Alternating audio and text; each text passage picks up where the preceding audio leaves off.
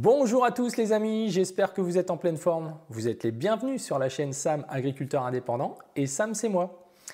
Alors, on va attaquer la troisième et dernière partie consacrée aux inondations. Pourquoi, comment, où on s'est posé beaucoup de questions avec beaucoup de constats.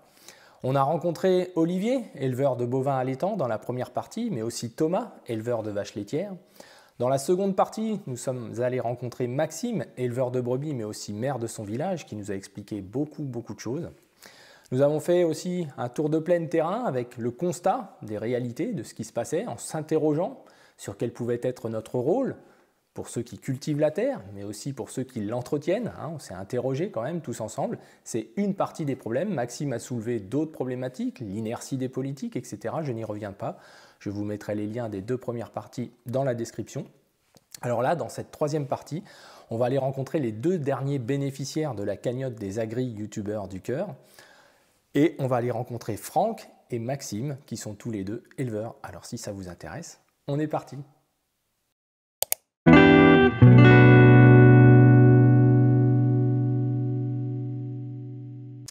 Allez en route les amis pour cette troisième et dernière partie consacrée aux agriculteurs sinistrés par les inondations du Pas-de-Calais. Ces 5 agriculteurs qui vont bénéficier de l'effort collectif que nous avons mis en place avec la création de la cagnotte des agri-youtubeurs du cœur. Et grâce à mes collègues agriculteurs et youtubeurs, nous avons pu communiquer suffisamment auprès de vous pour qu'il y ait un élan de générosité vraiment important puisqu'on a récolté plus de 38 000 € pour souvenir.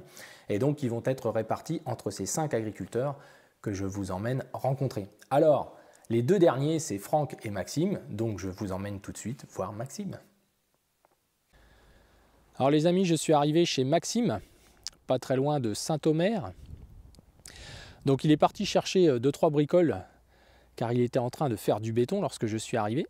Et donc on est sur son nouveau site, sur lequel il a entamé la construction d'un grand hangar qui va servir de salle de traite et de stabulation pour l'ensemble de ces vaches laitières qui sont situées un peu plus bas, sur un plus petit bâtiment. Alors il va vous expliquer ça mieux que moi bien sûr, mais son vrai problème, ce sont les aléas climatiques. La quantité de pluie qu'il y a eu a conduit à un effondrement de son hangar par la quantité d'eau qui est passée sous les fondations.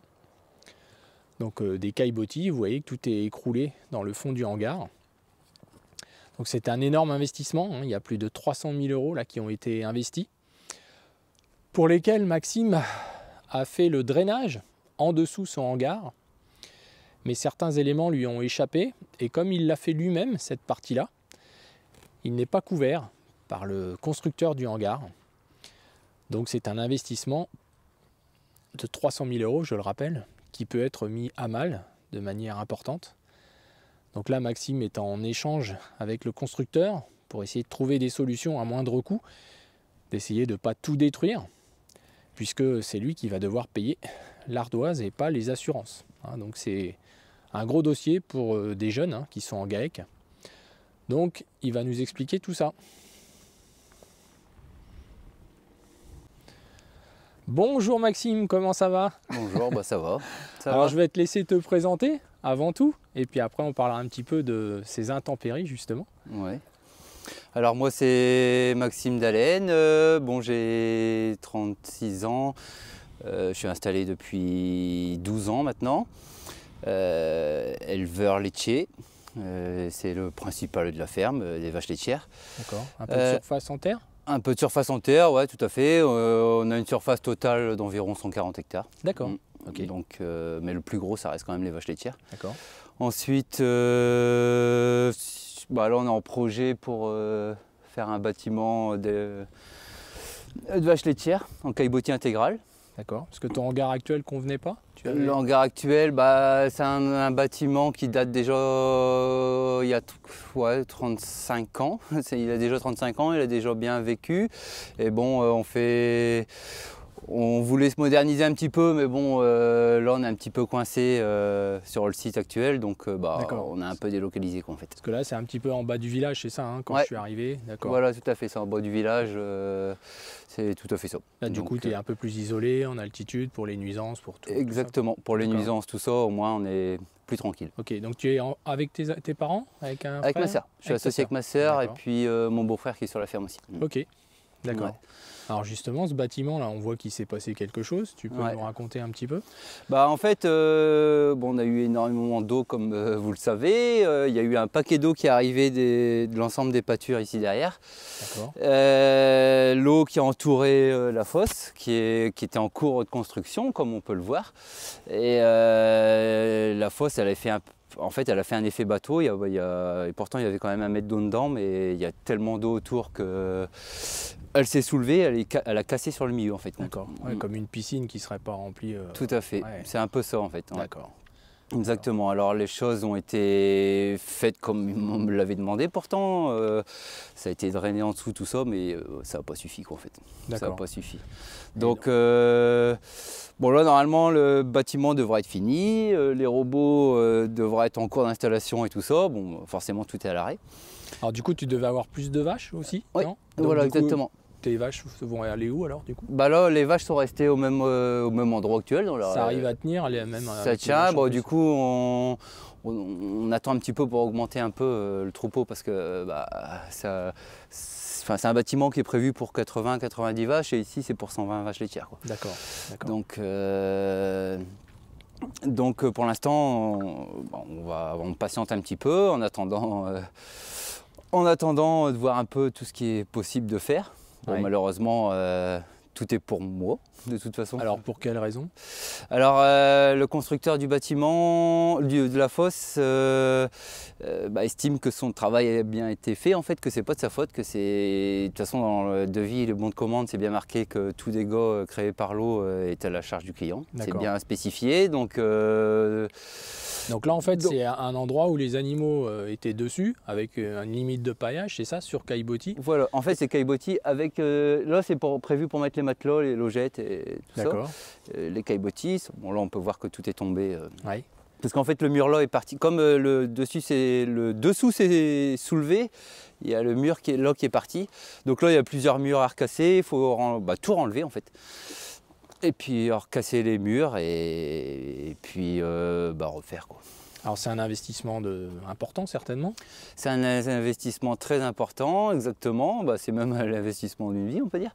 Et le problème c'est que là ça rechange complètement le projet quoi. Parce que, donc là en termes d'investissement, tu as déjà investi combien là, dans la partie la fosse, les bétons pour la laiterie, vraiment la totalité, on a 300 000 € là déjà. D'accord, d'accord. Vraiment la totalité. Vraiment que les bétons, hein. Pas le terrassement, rien, mais tous les bétons, on est déjà à ça. Donc là, il va falloir, là c'est un peu double peine parce qu'il faut recasser. Et tu dois tout recasser? Tu sais pas encore? Non, le problème c'est que les murs extérieurs sont quand même un peu fissurés, donc c'est au niveau des joints de dilatation, donc eux ils disent que c'est pas grave, mais recasser les murs intérieurs, refaire une dalle, remettre des nouveaux caillebotis. D'accord. Donc tu sais combien de temps ça va te retarder? T'as pas d'idée? J'ai pas trop d'idées. Le problème c'est que ça n'arrête pas de pleuvoir, donc on ne peut pas intervenir pour l'instant. Bien sûr. On espère que d'ici une paire de mois, ça va commencer à se régler. Je l'espère. Et donc ton prévisionnel économique était sûrement basé sur une début d'activité peut-être? Exactement, alors ça c'est aussi un problème. Début d'activité là, au courant février-mars, là c'est plus du tout ça. Parce que là on a tout est déjà arrivé, hein, les robots, le tank, tout est là en fait, et ce que je rembourse déjà. Hein. Donc sauf que je rembourse normalement avec plus de vaches, quoi, je comprends. Pas que le nombre de vaches. Donc il n'y a pas eu de dégâts sur le reste du matériel, tout était protégé, il y avait l'hangar à monter, ça il n'y a pas de problème, le robot de traite il est à l'abri. Tout est à l'abri, voilà, exactement. Donc finalement toi les conséquences sont surtout, c'est ton hangar. C'est mon bâtiment ici, tout à fait. Pour un jeune. Voilà, tout à fait. Parce que ma sœur, elle s'est installée il y a 3 ans. En fait, ma sœur, elle s'est installée avec moi pour faire la transformation laitière. Alors elle fait yaourt, beurre, tout ce qui est un peu dérivé, dérivé du lait, quoi, du fromage blanc et tout ça. Et pour récupérer de la valeur ajoutée en fait. La valeur ajoutée, exactement, tout à fait. Vous avez déjà une clientèle, tout est exactement, déjà une clientèle. Elle était, avant de s'installer, elle était déjà salariée sur la ferme en faisant ça. Et maintenant, elle s'est installée. Elle fait vraiment que ça, que la transformation. Ouais. Ce qui est déjà pas mal. Tes parents t'aident encore un peu? Ma mère, elle vient à la traite tous les jours. D'accord. Ouais, et là, avec le robot, c'était prévu d'améliorer la qualité de vie. Tout à fait. Elle prend de l'âge comme tout le monde. Et bon, à force, c'est sûr qu'un robot, ça aurait été quand même un peu un confort. Et puis, un travail différent de toute façon. Alors, comment tu vois l'avenir justement par rapport à ça, sur ses conséquences climatique, ça peut revenir du coup sur... Voilà, tout à fait. Alors, ce qu'on a fait en fait, c'est que en dessous de la fosse, en fait, il y a déjà des cailloux drainants, des drains, il y a 5 drains que j'ai reliés à un puits de décompression au bout. Sauf que, apparemment, ça ne suffit pas. Donc, ce qu'on est en train de faire, c'est qu'on va relier tous les tuyaux en dessous pour que tout puisse s'évacuer par le devant de la fosse en fait. Donc pour plus qu'il y ait pression en fait. Donc on a relié les 5 drains à un tuyau pour que ça puisse toujours s'évacuer au cas où. Pas de pompe, de rien, il n'y a pas de choses spéciales à faire? Non, non, pas de pompe. En fait, c'est ce qu'on a vu avec le constructeur. Vaut mieux mettre des tuyaux qui s'évacuent naturellement que mettre une pompe. C'est beaucoup mieux. Ça peut fonctionner comme ça, comme tu es en hauteur en plus. Voilà, on est en hauteur, donc là on va essayer de rattraper, et ça descend plus bas, donc on va rattraper le niveau 0. Bon, il faut déjà faire un long bout, mais bon, ça va aller. Et du coup, voilà. Et autour de toi, il y a eu des dégâts, des collègues à toi ou... dans le village à côté, là plus loin, sur Delette. Hier, ils évacuaient tous les animaux de la ferme, hier, avant-hier, et ça pour la 2e fois. C'est à Wavran, ici c'est quand même une hauteur, mais bon, malgré que c'est une hauteur, il y a quand même eu quelques dégâts. Même le voisin, il a dû vider son fumier un peu plus régulièrement parce que l'eau est rentrée dans le bâtiment. Moi aussi d'ailleurs, j'ai dû curer plusieurs fois parce que il y a tellement d'eau en fait, ça n'arrive plus à avaler assez vite quoi. Et alors pour toi, pour conclure, les conséquences de tout ça, tu y vois des raisons, tu vois comment améliorer les choses autour, il y a des liens avec les infrastructures, les pratiques agricoles, comment tu exactement, vois ça? De toute façon il va falloir curer les fossés un maximum, les rivières, toutes des choses comme ça, il va falloir... Est-ce que pour toi là c'est pas fait comme ça devrait pour l'instant? C'est pas fait comme ça devrait être parce que pour la simple et bonne raison qu'il y a pas mal de choses avec pas mal de lois qui peuvent pas forcément. Donc ça se fait pas comme ça, qu'il y aurait une rivière, des choses comme ça se fait pas comme ça. J'ai vu en venant là sur les 40 km beaucoup de dégâts d'infrastructures en fin de compte qui explosent ou qui se créent toutes seules naturellement parce qu'elles n'existent pas, les fossés sont pas curés, donc là ça en a fabriqué là, mais voilà. Dans le champ. Exactement. Voilà. Donc là il va falloir vraiment mettre le paquet là-dessus. Tout à fait, exactement. Bon après, il y a des choses ça c'est un gros dégât, mais bon, dans les plaines, les parcelles, on sait qu'on n'aura pas le rendement comme d'habitude, on n'aura pas... Ça a pris cher aussi là. Bien sûr. Un paquet d'eau, des coulées de boue un peu partout. Ils annoncent du froid la semaine prochaine, donc ça va fragiliser tout ça. Ça va fragiliser tout ça, exactement. Là par exemple, j'ai mon tas de betteraves qui est là-bas. On a récolté quasiment... là il y a quasiment 200 tonnes. 200 tonnes même d'ailleurs. Ça a resté plusieurs semaines dans l'eau. Mes betteraves ils conservent pas. Il y a beaucoup de tout est pourri, donc ça c'est des choses qu'on compte pas, mais ça, plus ça, Bien sûr. Ça commence à faire beaucoup. Alors justement, on est un petit peu là pour t'apporter un petit coup de main. Alors est-ce que tu as, quelque chose à ajouter par rapport à ce que tu as vécu ou voilà c'est vrai que quand on voit une solidarité comme ça fait quand même plaisir parce que dans ces moments-là. C'est pas tous les jours facile, franchement on dort pas bien tous les jours, donc ça fait vraiment plaisir d'avoir une solidarité comme ça en donnant un coup de pouce pour essayer réparer les dégâts. Continuer. Ouais, voilà, continuer, tout à fait. Ça marche, Maxime. Bah, écoute, on est bien content et puis on va faire le maximum. Puis garde le courage pour la suite et merci. Puis à bientôt. À bientôt. Alors comme vous avez pu le voir les amis, Maxime a vécu quelque chose qui pourrait nous arriver à tous, à tous les agriculteurs, car on effectue souvent des travaux par nous-mêmes. Étant souvent polyvalents, les agriculteurs sont capables de prouesses techniques, maçonnerie, soudure, etc., etc. Mais on peut voir dans l'exemple de ce que vit Maxime, que des petits détails font que sur des grands projets, ça a de grandes conséquences. Donc il est toujours prudent de bien se renseigner sur ces aspects-là. Alors Maxime, sa sœur et son beau-frère s'accrochent, ils sont jeunes, 36 ans, voilà, ils ont tout l'avenir devant eux, ils ont cherché à créer de la valeur ajoutée en faisant les transformations, donc ils ont besoin de ce nouvel outil, comme vous avez vu aussi pour s'éloigner un peu du village et des contraintes que subissent aussi beaucoup d'éleveurs aujourd'hui, et ça fait partie des choses qu'on doit constater et comprendre finalement, parce que c'est quand même encore une pression supplémentaire sur les agriculteurs, il faut le dire. Alors j'enlève tout de suite le suspense puisqu'on devait rencontrer Franck, le dernier bénéficiaire de la cagnotte des youtubeurs du cœur. Donc Franck est éleveur de vaches allaitantes. Il a été inondé plusieurs fois, il est vraiment au cœur d'une vallée puisque je me suis quand même rendu sur sa ferme, malgré le fait qu'il a eu un imprévu et il a dû s'absenter. On n'a pas pu se rencontrer en 3D, on va dire. Par contre, on s'est eu plusieurs fois au téléphone, encore hier.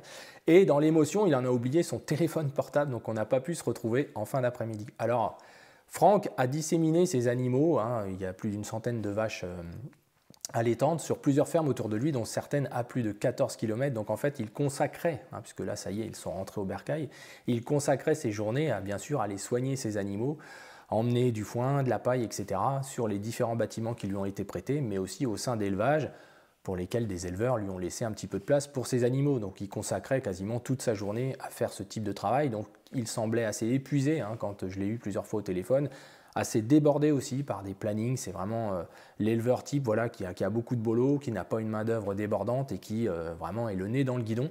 Alors évidemment tout ça est venu se surenchérir. Il a évidemment beaucoup apprécié l'effort collectif que nous avons tous fait grâce aux agri-youtubeurs du cœur. Donc vous dire que ces 5 agriculteurs vont recevoir chacun 7 500 €, un tout petit peu moins, à 2-3 € près, puisqu'il y a quelques frais sur la cagnotte, que ça n'a pas été simple. Je me suis absenté, comme vous le savez, dans les pays de l'Est toute la semaine, on y reviendra. Et donc j'avais tout mis en place, etc.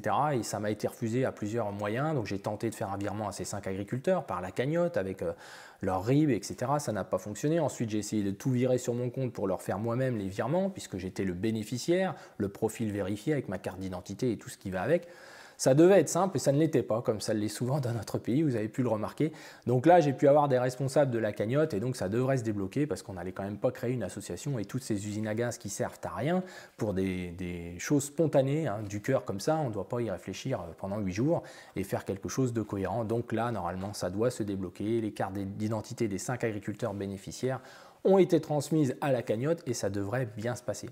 Alors les amis, j'espère qu'on n'aura pas à renouveler cette opération, j'espère en tout cas que tous ceux qui ont participé et tous ceux qui ont regardé ces vidéos se sont sentis en sécurité avec notre initiative. Moi j'ai essayé de faire au mieux à mon niveau, mes collègues youtubeurs ont fait leur maximum à leur niveau aussi, on aurait pu être plus nombreux, on aurait pu faire encore mieux au niveau des sommes d'argent récoltées. Certains m'ont dit après avoir vu ces vidéos, on aurait pu donner davantage. Je ne sais pas ce qu'il vous faut, puisque beaucoup de ces agriculteurs sont passés plusieurs fois à la télévision, on a vu les vaches surnager, etc. Donc à un moment donné, il faut arrêter aussi de se poser trop de questions. Voilà, donc on peut être que fiers de tout ce qu'on a pu concevoir tous ensemble. J'espère que ces témoignages vous ont apporté de la réflexion, puisque l'idée, ce n'était pas de dire c'est à cause de ça, c'était bien un ensemble de choses. Et d'ailleurs, ils l'ont tous dit, il faut se prendre la main pour cette fois avancer sereinement. Et vous allez voir que dans beaucoup d'autres pays, on est allé beaucoup plus loin que ce qu'on fait nous, chez nous en France, par rapport à l'érosion, par rapport au relief, par rapport aux cartographies, par rapport aux contraintes vis-à-vis de certaines cultures. Et sans doute que si on veut vraiment du résultat, il va vraiment falloir changer beaucoup de choses. Alors vous avez vu que ces derniers temps, ça a été davantage médiatisé. D'ailleurs, les agriculteurs que nous avons vus dans ces vidéos qui sont bénéficiaires de notre cagnotte sont encore passés récemment plusieurs fois à la télévision, puisque leurs cas sont les cas les plus importants, mais aussi parce qu'ils se bougent pour essayer de faire changer les choses, et notamment en commençant le curage de la canche de manière symbolique, mais aussi pour faire réagir les politiques. Alors écoutez, je vous proposerai dans une prochaine vidéo certainement de nous rendre sur le terrain dans nos régions ici. On aura l'occasion de le faire à une période où il fera un petit peu plus beau et plus clair aussi, puisqu'on est dans le brouillard là, ces jours derniers, et vous emmener voir un petit peu les conséquences des mêmes réglementations que nous subissons tous dans toute la France sur la gestion des cours d'eau, la gestion des rues, la gestion des fossés, avec cette interdiction ubuesque à tout agriculteur de l'entretenir et d'y intervenir. L'exemple ici sur notre région, c'est qu'en réalité, les cours d'eau avaient les bornes concernant nos parcelles qui étaient au milieu du cours d'eau, c'est-à-dire que nous possédions, entre guillemets, la moitié du cours d'eau avec l'entretien qui y incombe. Il se trouve que dans les années 80, début 90, tout ça a été mis à plat, notamment ici sur notre commune, à l'occasion d'un remembrement. Il a été décidé que les bornes du milieu de la rivière devaient remonter sur la rive de la rivière, et donc la rivière ne nous appartenait plus. Et la rivière appartenait à l'association foncière. J'ai été président de cette association quelques années et on a pu constater qu'on n'avait finalement aucun pouvoir puisque de manière juridique on pouvait être responsable de tout sans avoir aucun moyen d'entretien réel de ces cours d'eau, de ces fossés, etc. Bien évidemment, j'ai fait comprendre à mes collègues que ça n'était pas tenable et j'ai donc demandé à changer de mon poste, à m'en aller de cette responsabilité qui finalement n'est pas tenable. C'est pour ça que beaucoup d'associations foncières ont transmis cette délégation à la commune avec ce que ça peut engendrer. C'est-à-dire si on a une commune assez proche avec des échanges possibles, ça se passe bien. Si c'est une commune un petit peu sous couvert d'idées un petit peu communes aujourd'hui en écologie sur le fait qu'il ne faut rien toucher et que tout va s'arranger, bah, c'est très compliqué et l'entretien ne se fait pas non plus. Alors, j'ai connu l'époque aussi où le long de ces cours d'eau, le long de ces rues, on a arraché les arbres, c'était une obligation, hein. Il y avait obligation de remettre les berges à nu. Beaucoup d'agriculteurs avaient prévenu, si on fait ça, les berges vont s'écrouler et le lit va s'écarter, d'autant que c'est des rues souvent qui n'ont pas des cours d'eau continus, hein. L'été, ils sont souvent presque à sec. Ça ne s'est pas fait attendre, évidemment, hein. Il y a une sorte d'envasement, hein, de ces cours d'eau, le lit s'est élargi, donc moins de circulation, moins de nettoyage. La deuxième conséquence aussi, la deuxième cause, pardon, c'est aussi le drainage. On constate dans beaucoup de cas que les drains ne coulent pas clair, hein. Ce ne sont pas des drains qui devraient... c'est pas les drains qui devraient emmener de la terre dans les cours d'eau, hein, bien évidemment, qui réceptionnent ces eaux de drainage. Je peux constater, moi, après presque 30 ans d'agriculture de conservation, que mes drains coulent clair, l'eau est claire, elle est limpide. D'ailleurs, beaucoup de gens de la police de l'eau l'ont déjà constaté, puisque les cours d'eau sont gérés par la police de l'eau. Alors, autre point important à dire, c'est qu'on y joint aussi beaucoup de nouvelles canalisations, hein, sans se poser la question si celle qui est en aval a les capacités de réceptionner autant d'eau, et évidemment ce sont nos champs qui servent de tampons, hein, ça déborde régulièrement. J'ai l'exemple d'un champ, je vous emmènerai voir à l'occasion, mais où il y a un puits, et lorsque ça déborde, eh bien en fait l'eau qui déborde chargée descend dans le puits. Donc on a des pollutions aussi liées à ce type de pratique. On a des problèmes d'entretien, même des puits des communes, des eaux des communes. On a le cas ici, hein, on a une source assez importante, hein, une des plus importantes du département, avec plus de 100 mètres cubes à l'heure. On se rend compte que ce sont des flux qui viennent de très loin, et pour des histoires de nitrates, etc., avec beaucoup de réunions où c'est jamais les mêmes interlocuteurs, il y a eu beaucoup de questionnements sur les origines de l'eau même qui arrive dans la source. On a eu déjà du mal à comprendre d'où venait l'eau. Alors là, c'est des études et des études et des études où nos maires sont soumis, hein, à la contrainte d'accepter ces études à plusieurs centaines de milliers d'euros, hein, sans jamais les mêmes interlocuteurs, alors que nous, agriculteurs, avec quelques colorants, on a pu nous-mêmes démontrer d'où venait l'eau plutôt facilement, mais aussi la nécessité de faire des travaux sur des dolines, par exemple. Hein. Des dolines, c'est des sortes d'ouvertures où les eaux pluviales peuvent pénétrer directement sur la nappe phréatique, donc ça a des conséquences importantes. Il faudrait parfois faire des fossés étanches, des choses comme ça. Et évidemment, dès qu'on parle de travaux, d'argent en grande quantité, c'est plus facile de saupoudrer des petites aides entre guillemets aux agriculteurs ou d'obliger à mettre en herbe autour des sources pour se faire une bonne conscience, mais dans les réalités, on a des puits d'irrigation agricole qui n'ont pas de nitrate, qui sont étanches, qui sont entretenus, et on a des puits de communes qui parfois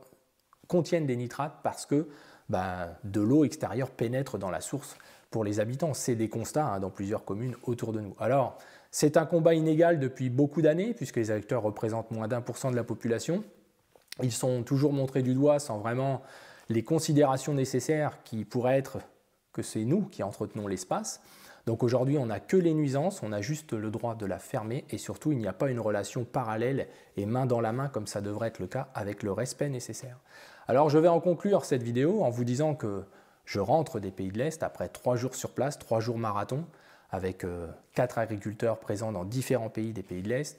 Nous avons aussi eu un entretien de 45 minutes avec un agriculteur ukrainien, un agriculteur français qui nous a expliqué leur situation. Je vais essayer, je pense, vous me le direz dans les commentaires si ça vous intéresse, de vous faire un compte-rendu, hein, sans beaucoup d'images. J'en mettrai un petit peu sur Facebook parce que j'ai fait plus de photos que de films.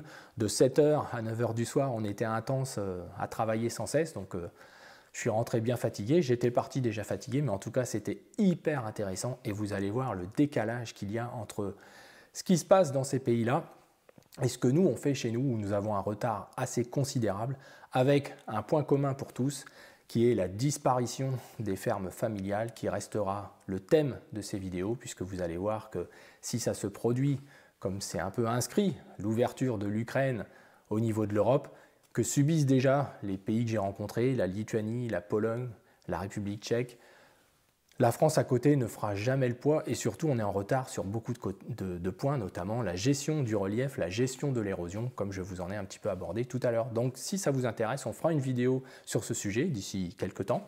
Entre les deux, la prochaine vidéo sera sur 2 questions de réponse en 10 minutes, puisque là, j'en ai un paquet à vous faire et c'est important qu'on y revienne un petit peu. Alors j'espère que ces 3 vidéos vous ont intéressé. L'idée, c'était vraiment d'aborder ces thèmes en profondeur avec des constats, de ne stigmatiser personne, de ne juger aucune des pratiques, juste de faire des constats et on ne peut pas sans arrêt dire « t'iras y venir, comment que tu veux qu'on fasse autrement, etc. » Je suis désolé les amis, on a le constat qu'on est en partie responsable, que le curage doit se faire, c'est une chose, mais ce que l'on cure, c'est notre capital sol et ça, il ne faudra jamais l'oublier dans l'approche globale du sol à la plante. Alors les amis, je vous dis à bientôt, je vous souhaite à tous une belle journée, un bon week-end. Restez au chaud, prenez soin de vous et à bientôt.